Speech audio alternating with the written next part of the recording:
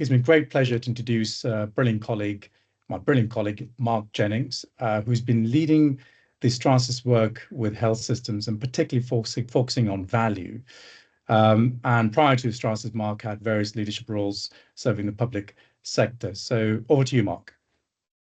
Thank you very much, Naeem, and thank you, Joe. That was a wonderful piece on sort of the leadership we need. And I love the reference at the end to tigers and ghosts. So I'm going to talk about both tigers and ghosts in this one. I didn't know I was going to talk about tigers and ghosts, but I now am going to talk about tigers and ghosts.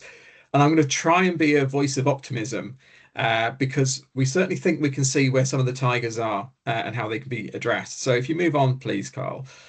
I'm going to say you have to be very mindful of context, and this is not a rallying cry for benchmarking at all, but variation shows that different is possible. And it is quite a mantra of mine that variation is opportunity. And on that basis, the NHS is rich with opportunity. There is variation everywhere, and therefore there is opportunity everywhere. Now, I was a COO in a former role, and if I was in charge of the NHS, I'd be asking two questions right now. Number one is, where is the money going? Number two is, what are we getting for it? So if you move on to the next slide, Carl, what I've tried to map out here, and it looks slightly complicated, but just bear with me because it's really not, is on the x-axis is a view on where the money is going. And on the y-axis is a view on what we're getting for it. So what we're looking at here is all of the acute trusts in England mapped out. And that x-axis is actually operating expenditure. It's all normalized. And this is actually the units of standard deviations. And on the y-axis, there's activity, how much stuff that they do. And what you can see here on that trend as shown by the line, but also the fact that just some of those biggest trusts are in the low quadrant in terms of the volume of work that they do. Something is very wrong when the more you spend, the less you get. So we have a real problem here that the largest trusts are consuming the most resource, but they're amongst the least efficient. You may not agree with the trend line or all of the statistical analysis, but if you don't, it doesn't really matter because the grid still stands. Whether or not there is a very clear trend here, you have a lot of very large trusts spending a lot of operating expenditure and not doing as much as we would expect for that money. So another way I'd maybe put it is that pain is being evenly distributed across the NHS at the moment in terms of trying to find the savings, but actually the opportunity is very unevenly distributed. There is very high variation amongst those trusts on the productivity who have low operating expenditure. Obviously, there are more of those, but that variation reduces as OPEX grows. It's a little bit like gravity. The larger the trust entity gets, the more there is a drag down in terms of the productivity that we see there. So again, back to that point of, if I was running the NHS, I would say, actually, the ones in the green box are fine. The small trusts with high efficiency, leave them alone. The ones in the orange box, the large trusts with high efficiency, well done, pat on the back, leave them alone. Small trusts in blue with low, okay, we can talk later. But the purple trusts in that box, and particularly the 13 trusts within that red square, that's where we would really focus attention. And what's special about those 13 trusts within that red square is that they're all over 1.5 billion a year in operating expenditure. And a bit of math says, actually, if you could move those up and to the left so that they meet the average of the other trusts in terms of their productivity, just the amount of stuff they get done, you would save 5 billion a year. And then there's the extra 3 billion a year comes to make 8 that I'll explain in a moment. So you've got your very largest trusts are delivering relatively little in terms of volume of activity compared to the money that they get. That's 11% of the trusts in that box with 26% of the OPEX that they're consuming. And just a point to note is it's not in the overheads. So those larger trusts do tend to get a bit more money for each pound they spend into clinical services. So they tend to spend just over 72 pence of every pound on clinical services, whereas the average of the rest, the typically smaller trusts, is around 70 pence per pound. So it's not an overheads issue, but there is a real challenge there around how much work they do. If you move on, please, Carl. So where does the extra 3 billion comes from? Well, it actually comes from this point that better care tends to be cheaper. So this is a different chart here. It's on kind of done in a very similar way, but this is about the outcomes that they deliver.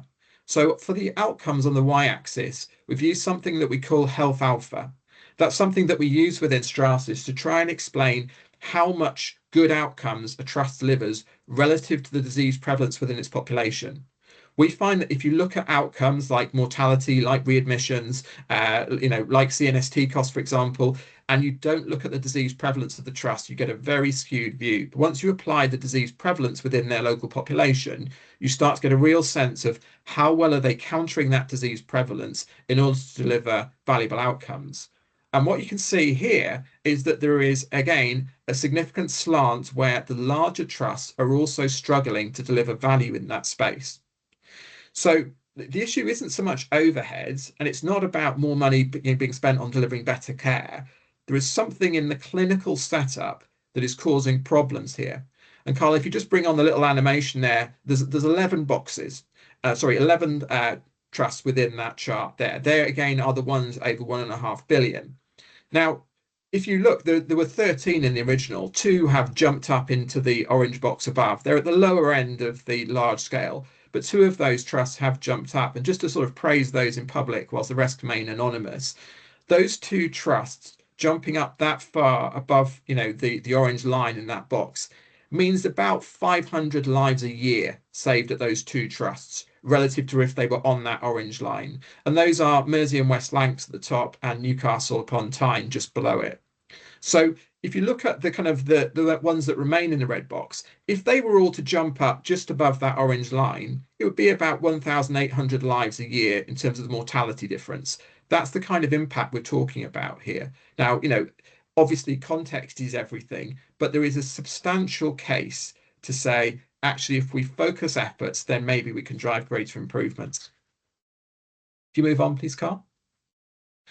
So we've looked at productivity and we've looked at quality relative to disease prevalence.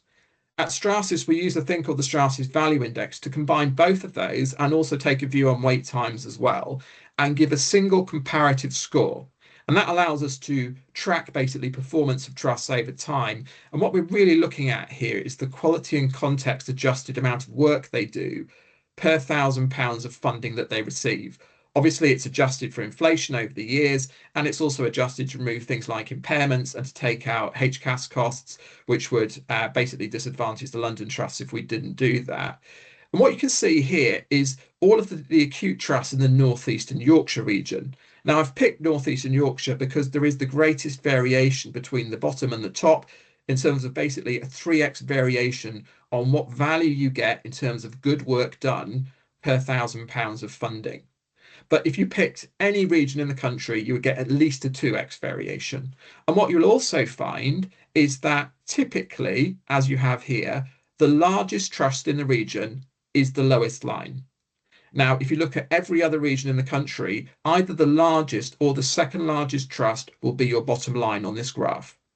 And just to sort of, to praise in public, the blue line that's been on a steady improvement since the pandemic and is at the top in that group is Barnsley. So Barnsley is CQC rated good, but in terms of our index actually comes out number 1 in financial year 2024. So there is huge variation within the trust, and that creates huge opportunity. If you could move on, please, Carl. If we look within clinical services, and particularly within particular patient segments in clinical services, we do see economies of scale and learning. So there's actually a stronger correlation in this chart than in the ones you've seen previously. This is looking at 10 customer segments across 4 small to mid-size acute trusts. So you've got 40 dots there, each representing a patient segment that we've looked at and representing that within a particular trust. And what you can see here is basically the more activity that the trust does for a particular segment, the lower the cost of consumption. And cost of consumption basically means how much resource was consumed in delivering the needs of this patient. So there are economies of scale at a level within health. And it does tend to be that the more work you do of a particular type with a particular segment, the better you get at it. So if you can focus work somewhere between this level and the overarching trust level where you go sort of, above the billions, etc., there is a tipping point. And we have to find out what that tipping point is. Next one, Carl. So the question then is, how do you fix this? How do you look at how you organize care in a way that addresses the problems that seem to be fundamentally within the clinical models and seem to get worse for larger organizations who are trying to do more things for more people? Our answer is always to start with the patient. So most care models are designed around the buildings and around medical specialities. If you look at data from the patient lens, you come up with a completely different way of organizing care, and that's what we look at. So we look at the patients, we group those logically into segments, we group those segments logically into models of care that meets the needs of those segments, and then we look at organizationally how you apply strategic focus in order to optimize around criteria that fits those models of care. So obviously I can't explain all of those here, but models of care that we tend to use six. One examples of those would be help me stay well. So this is very similar to what Dame Jo was saying around the work at Alderhay, but apply that to adults as well. A help me stay well model of care is all about people with long-term conditions on the spectrum from those who are well able to self-manage to those who are in crisis with multiple comorbidities. The whole focus of that model of care is about helping them stay at the self-management end of that spectrum and dealing with them as they progress along it, but trying to keep them towards that left-hand side in terms of that self-management. And then strategic focus is all about, as an organization, what are you optimizing for? So for that model of care, for example, that would really apply in what we call the personalization strategic focus. That is all about how you optimize services around long-term, highly personalized care with multidisciplinary teams. I always struggle with that. That's very different to how you might do some of the very high volume standardized single speciality of work for people who are otherwise healthy, but they need an eye treatment or they need an ear treatment or they need a hernia repair, right? That's a very, very different organizational entity and organizational focus. So final slide, please, Carl. We've been told repeatedly now that there is no more money, and I'm sure many people will hate me for saying this, but I don't think that's necessarily a bad thing, right? Because the current model isn't delivering the best care, and what we're seeing is those who receive the most money in the current model are often those who are furthest away from where we would want them to be in terms of the outputs that they are giving. We know that medicine is only going to get more specialized, more complex. We know that innovation in delivery has to meet actually the innovation in diagnosis and treatments, or we get to Gainsborough's law, as we'd say, referring to Sally, in terms of actually, we know that technology is going to drive further cost in healthcare because the more we can do, the more we want to do, the more we should do. That's great, but only if we create the headroom for all of those, progressions, all of those new treatments, new technologies, by being as innovative in the delivery of existing care as we possibly can to create that space. So to conclude, there must be more focus in the model for how we deliver it. And how do we get more focus? There are 3 steps to it. Number 1 is you start with actual patient need. Number 2 is you organize care around that understood patient need. And number 3 is that you measure then value relative to cost. So Naeem, I will hand back to you on that. Brilliant. Thank you. Thank you, Mark. And I did say we love data, and there you go with Mark. We've got 8 billion there.